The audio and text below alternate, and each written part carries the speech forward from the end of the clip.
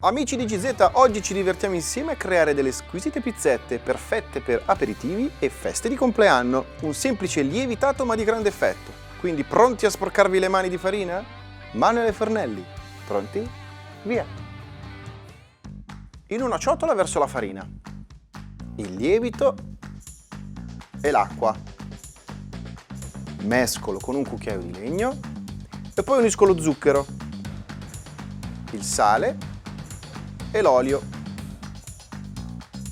Mescolo ancora, quindi trasferisco su un piano da lavoro e continuo a impastare fino ad ottenere un panetto liscio. Lo trasferisco in una ciotola oliata, copro con pellicola e faccio lievitare per circa 3 ore. L'impasto è lievitato, lo trasferisco sulla spianatoia leggermente infarinata, lo stendo con un mattarello fino ad ottenere uno spessore di circa 4 mm. Con un coppapasta ottengo dei dischi. Lavora nuovamente l'impasto avanzato e lascialo lievitare 10 minuti, poi stendilo e usalo per formare altre pizzette. E li trasferisco su una teglia unta. Per condire le pizzette verso in una ciotola la passata di pomodoro.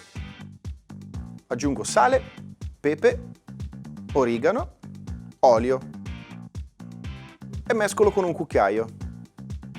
Formo una piccola conca al centro dei dischi di pasta, farcisco con il pomodoro e aggiungo dei dadini di mozzarella. Verso un filo d'olio